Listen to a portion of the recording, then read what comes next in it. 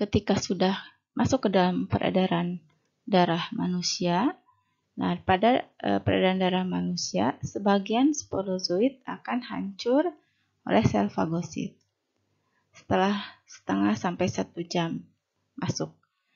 Nah, kemudian yang tidak difagosit, tidak berhasil dimakan oleh sel fagosit kita atau sel darah putih ya.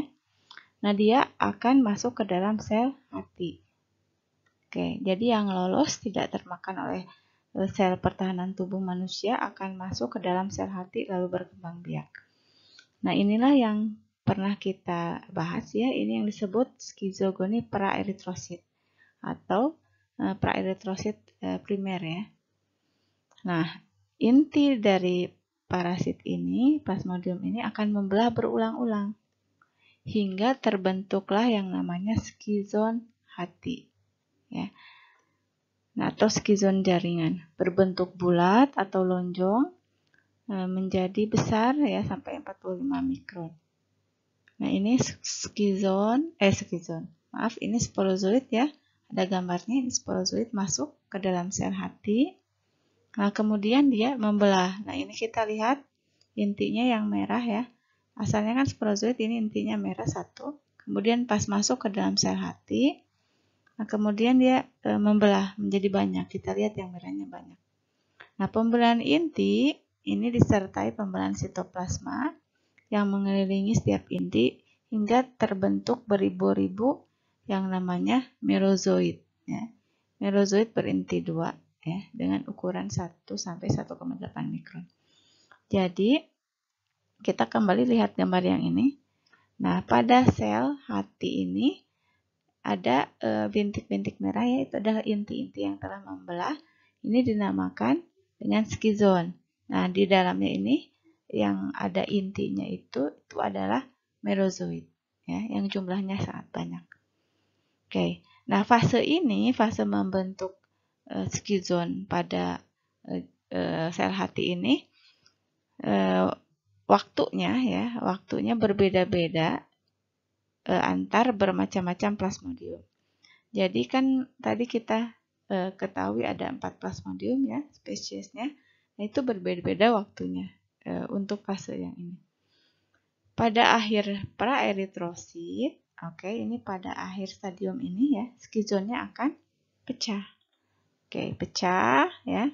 Maka merozoidnya akan masuk ke peredaran darah. Oke. Karena ini di dalam sel hati disebutnya praeritrosit sebelum eritrosit, maka setelah skizonnya pecah maka akan masuk ke dalam sel darah. Oke, kita lihat gambar yang di bawah ini. Nah, ini sporozoid ya. Kemudian di dalam sel hati terbentuklah skizon yang isinya merozoid. Kemudian akan pecah ini, ruptur ya. Kalau ini mature itu matang ya. Kemudian ruptur, dia akan pecah. Nah, yang kecil-kecil ini adalah merozoid, dia lepas ya. Nah, merozoid ini akan menuju ke dalam peredaran darah manusia. Kemudian dia mengincar, dia akan masuk ke dalam eritrosit. Oke. Baik, kita lanjutkan. Oke, kan tadi si merozoid itu lepas ya, skizon dalam sel hatinya pecah, kemudian merozoidnya itu lepas keluar begitu ya, tersebar, dia akan menuju peredaran darah. Nah, ketika dia masih di sinusoid hati, nah merozoid akan menyerang eritrosit, langsung dia akan menyerang eritrosit. Nah, sebagian akan terpagosit ya, akan termakan oleh sel pertahanan tubuh manusia. Nah, kita lihat sekarang. Ini ada kita lihat eksoeritrosit sekunder. Kalau tadi primer ya. Kita lihat pada vivax, Plasmodium vivax dan Plasmodium opale, sebagian dari merozoid menjadi hipnozoid atau dorman atau tidak aktif ya. Setelah beberapa waktu, bisa beberapa bulan sampai 5 tahun. Jadi dia dalam bentuk merozoid itu di dalam sel hati masih bisa hipnozoid atau dorman atau tidak aktif sampai 5 tahun. Nah, kemudian dia akan aktif kembali, suatu saat ya, bila pertahanan tubuh manusia tersebut turun misalnya ya, maka dia akan kambuh, akan aktif kembali dan akan memulai skizogoni eksoeritrosit sekunder. Jadi dia akan memulai yang sekunder. Jadi dia diam dulu, tapi nanti sewaktu-waktu dia akan aktif, dia akan membelah menjadi merozoid yang banyak, kemudian dia akan pecah, gitu ya. Nah, ini dianggap sebagai relapse jangka panjang atau kekambuhan. Jadi bila yang menyerang host atau manusia itu ya, atau inang manusia itu adalah Plasmodium vivax dan Opale ya, maka bisa terjadi kekambuhan. Tetapi kalau Plasmodium falciparum dan Malariae, dia tidak bisa hipnozoid ya, maka tidak kambuh. Oke, kita lihat gambarnya ya. Ini gambarnya. Kan tadi sporozoid ini masuk ke dalam sel hati ya. Sel hati. Kemudian ada praeritrosit primer ya. Dia akan membelah menjadi banyak merozoid ya, kemudian pecah gitu ya. Yang ini pecah ya. Nah, kemudian pecah. Nah, setelah pecah dia masuk ke dalam eritrosit. Eritrosit. Nah, yang ini ya, yang bulat ini eritrosit.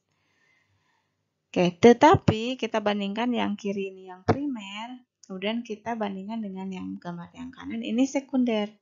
Nah, bila sporozoid masuk, khususnya yang ini ya, vivax dan Opale, masuk ke dalam sel hati, kemudian membentuk merozoid. Nah, ini bisa dorman ya, sampai berbulan-bulan atau bertahun-tahun. Nah, dorman dan akan aktif sewaktu-waktu praeritrosit sekunder, gitu ya. Waktu-waktu akan pecah. Akan pecah. Jadi ada yang primer, ada yang sekunder. Kalau pada Opale dan vivax, yang sebagian primer, yang sebagian sekunder. Tetapi kalau untuk yang falciparum dan Malariae hanya yang primer saja, yang sebelah kiri saja. Nah, tadi kita cerita sampai merozoid itu pecah ya, skizon pecah, merozoidnya akan masuk ke dalam eritrosit.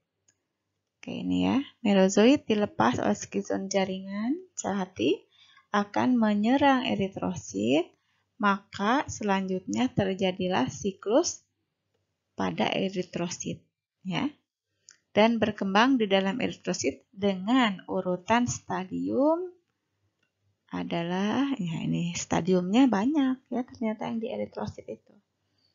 Ada yang namanya stadium trofozoid muda ya, dan namanya trofozoid tua, dan namanya skizon juga ya.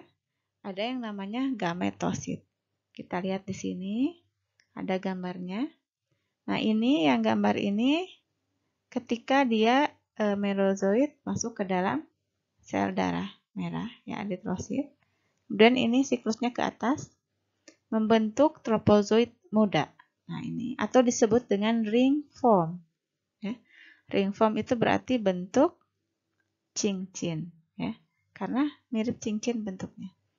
Kemudian ini trofozoid tua ya, dia sudah berubah agak besar begitu ya. Kemudian membelah ya, membelah. Kalau membelah-belah begitu, tadi di sel hati juga sama namanya. Di sini juga di eritrosit juga sama namanya adalah skizon. Jadi dia membelah menjadi banyak merozoid lagi ya.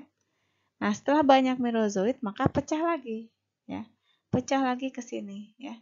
Mencari lagi eritrosit yang masih sehat. Nah, ya. Jadi siklus ini pasti terjadi.